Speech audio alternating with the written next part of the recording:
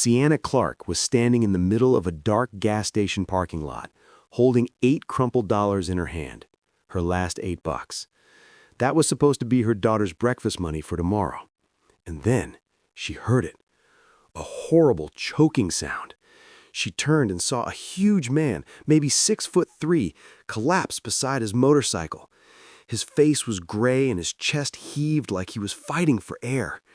The gas station attendant yelled from the doorway, "Hey, don't get involved. Those guys are trouble." But Sienna didn't move. She couldn't. She looked at the man on the ground, gasping for breath, then at the $8 in her hand. Right then, she thought about her little girl, Maya, 6 years old, waking up hungry tomorrow. But she also thought about something her grandmother always told her. Kindness costs nothing, baby, and sometimes it's all we got to give. So Sienna ran inside, slammed the $8 on the counter, and grabbed a bottle of aspirin and water. The attendant just stared, shaking his head. She knelt down beside the biker, opened the aspirin bottle with shaking hands, and said, "Hey, sir, you need to chew these, okay? Stay with me." His hand trembled as she helped him. Within minutes, she could hear sirens. Paramedics rushed in, loaded the man whose vest said Hell's Angels onto a stretcher. Before they shut the ambulance doors, he grabbed her wrist weakly and whispered, "Tell him Hawk sent you." Sienna blinked. Who?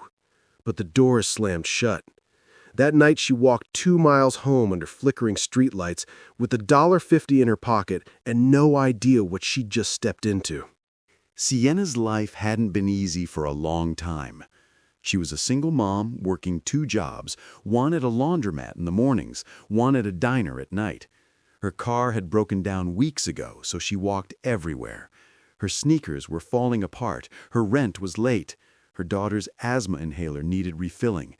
She was exhausted, but she kept going. Every night, after putting Maya to bed, she wrote 3 things she was grateful for in a little notebook by her bed. That night, after saving that biker, she wrote, "Maya is healthy. I helped someone tonight. Tomorrow is a new day." She had no idea how true that last line was about to be.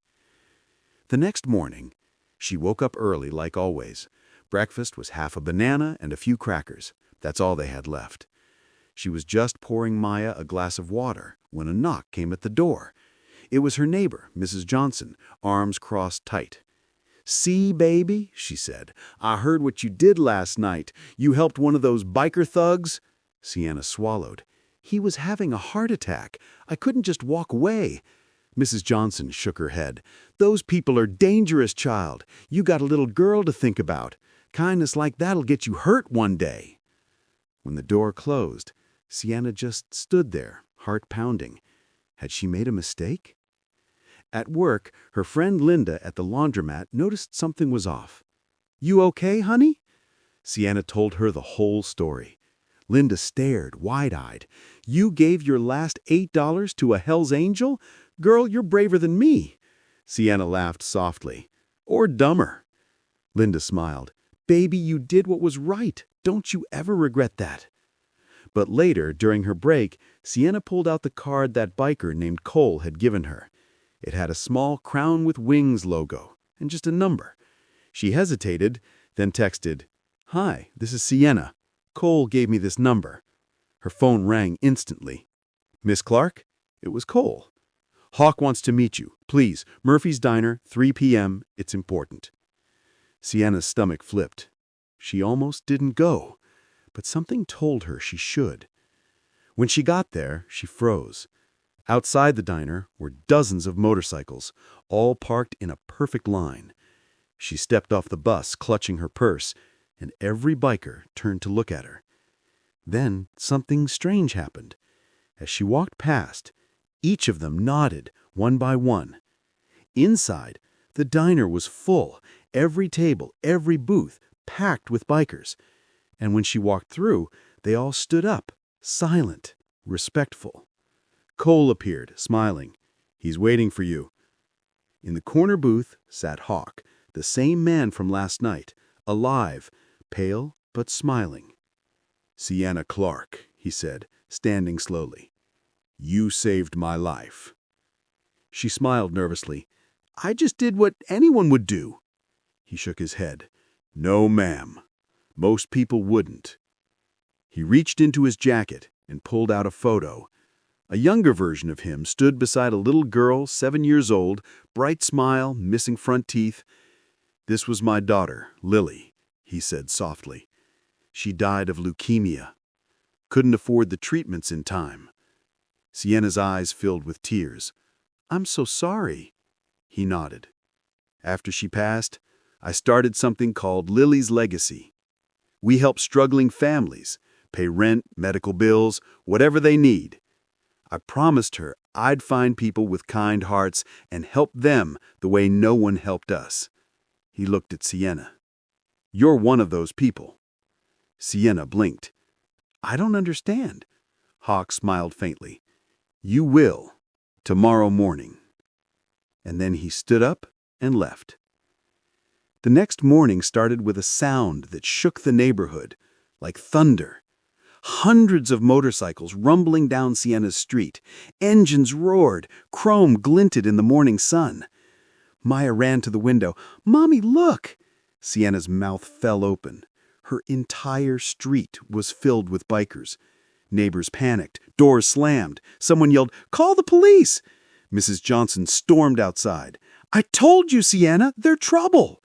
Sienna just stood there, frozen, holding Maya's hand. Then a familiar voice cut through the noise. Cole stepped forward, hands raised. "Folks, we're not here to cause trouble." "Then why are you here?" Mr. Rodriguez shouted. Cole smiled. "We're here to help one of your own. Sienna saved a life 2 nights ago. Now we're here to return the favor." A large truck pulled up. Bikers started unloading boxes. Food, clothes, furniture. Cole raised his voice. "Hawk, the man she saved, is the founder of Lily's Legacy, a nonprofit that helps struggling families. We've built homes, paid hospital bills, and helped veterans. Over 3,000 families in 20 years. The crowd went silent. Then Mr. Rodriguez's eyes went wide. "Wait, my cousin Miguel? You guys paid for his PTSD therapy?" Someone else shouted, "You helped my son's heart surgery." Another voice said, "You saved my grandma's house." The fear in the air melted away. Mrs. Johnson's hand flew to her mouth. "Lord have mercy." Then Hawk appeared, walking slowly toward Sienna. He turned to the crowd. "You saw the jackets, the bikes, and got scared. I get it. But this woman, she didn't see any of that. She saw a man dying and used her last $8, her daughter's breakfast money, to save my life." The street went silent. Hawk continued. "That's the world my daughter wanted, a world where people see people, not stereotypes." Mr. Williams, the elderly neighbor, stepped forward. "I judged you wrong, son. I'm sorry." Hawk shook his hand. "We all make mistakes." Then he turned to Sienna, handed her an envelope, and said, "You gave me a second chance. Let me give you one."